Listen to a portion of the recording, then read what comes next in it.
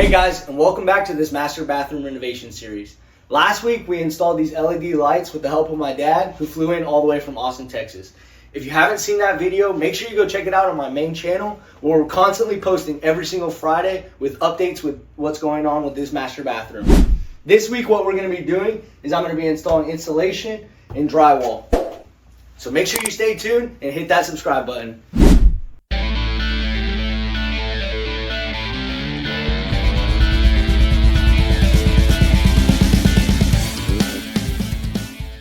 So for the insulation, all of my cuts are going to be 82 inches. So that makes it easy as far as I know everything in height. Cutting Polypro installation is very easy. Just use a breakaway blade to score the section that you'd like to remove.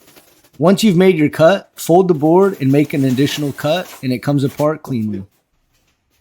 Try to find a home for that later on.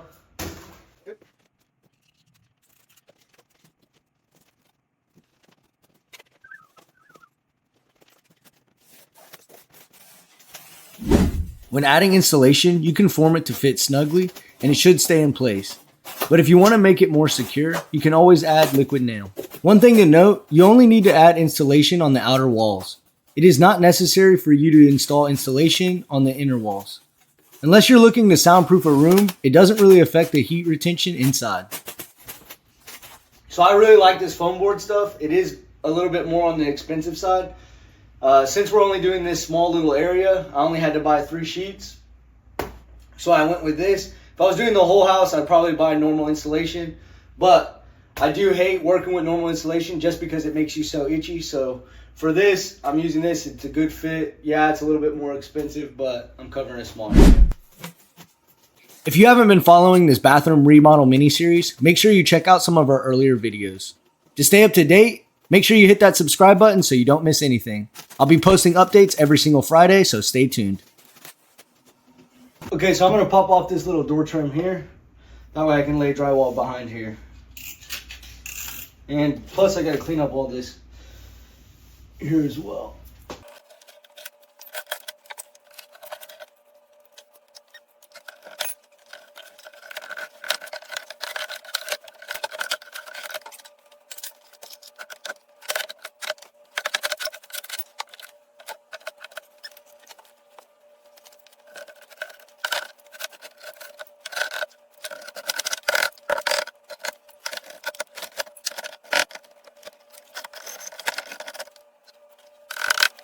So what this used to be was a mirror, one of those mirrors that popped open, and then the back of it, it was one of those really old mirrors where I'm not sure what they used it for, but they would drop razor blades into it.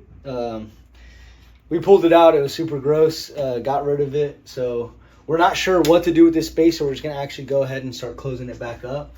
To do that, what I'm gonna do is I'm gonna cut 3 2x4s to length of the here, and then set them in here, lay a new piece of drywall, and completely cover this thing up. So let's go ahead and do it.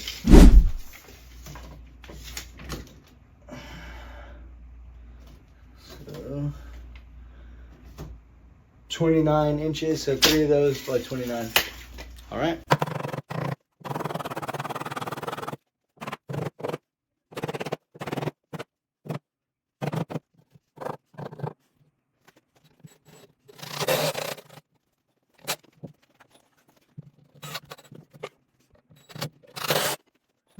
Now it's time to start hanging drywall. Cutting is similar to the installation. Just score the area you'd like to remove, fold it in half, make another pass, and then snap that piece off. Okay, so here I'm using a 48-inch T-style ruler, which is great for cutting drywall. It's a very handy tool to have, and it's relatively inexpensive. I highly recommend it.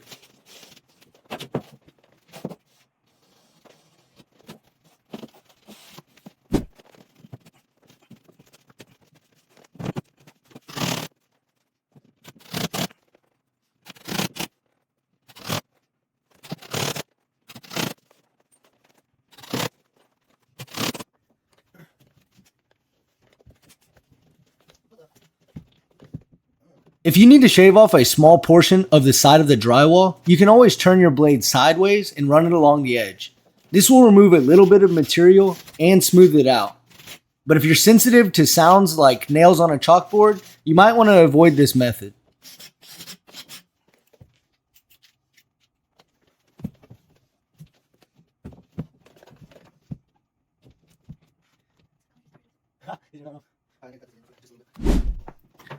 To be honest, I found it a bit tricky to measure the holes for the outlet. Let me know in the comment section what method has worked best for you in the past. What I did was I measured the general area of the outlets and then I cut the holes slightly smaller than needed. This way I could precisely adjust the fit in the outlets perfectly.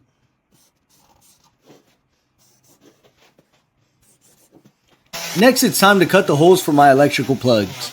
I'm using an oscillating saw for this, but if you do not have one, you can use the breakaway blade and it works just as well.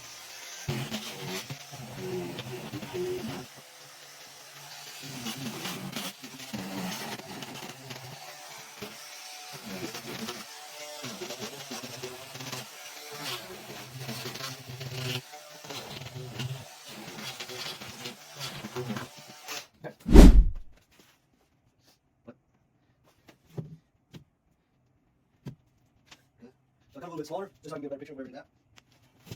Dang, that one there is not good at all. These are good. Since I cut the holes smaller than needed, it gave me a rough idea of any adjustments that I needed to make. Don't let this process intimidate you. The outlet covers will hide any imperfections. Plus, there's a drywall repair kit that's available that's easy to install and it's very budget friendly. Another method that I tried was marking the outlet with a paint marker, then placing the drywall on top of it and tapping it with a rubber mallet. Honestly, I found that this method worked pretty well.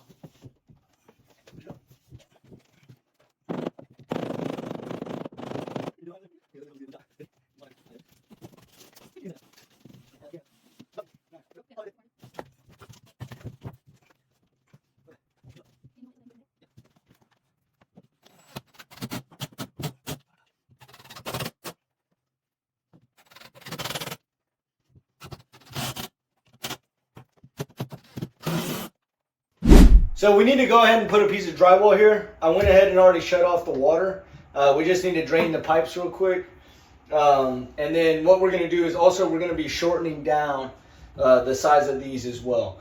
So first things first, let's go ahead, drain the water, and then we'll start cutting these pipes down to length and then getting some drywall in. God dang, bro.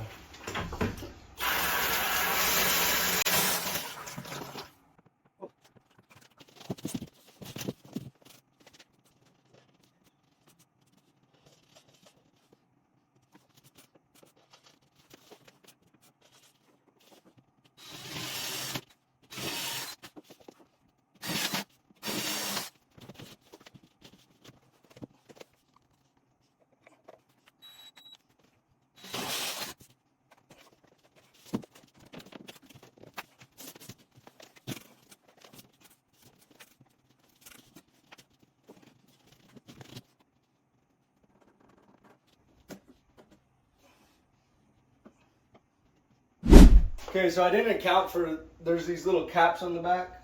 I didn't account for that. But, so realistically, all I need to do is make these holes a little bit bigger. But everything's lined up, so we're good.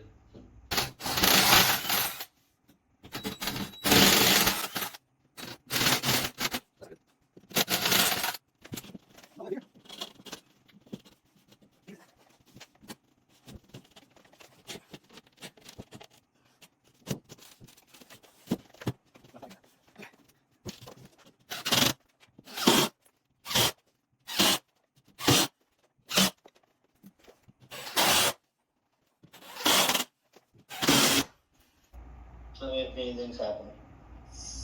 Okay, there it goes. Oh, some more is coming out. Coming out a lot. Where is it at? All of them.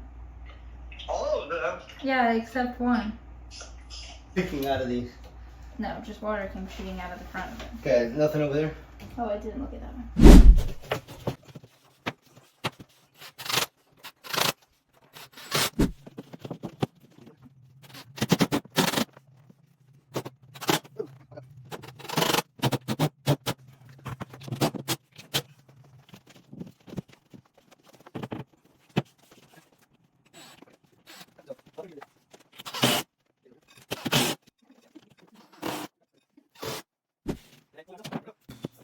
Okay, so that pretty much wraps it up for this drywall installation process. Make sure you hit that subscribe button to stay up to date with this bathroom remodel. Don't forget, we're going to be posting a video every single Friday. And next week, we're going to be installing the Schluty Curdy board system to our shower.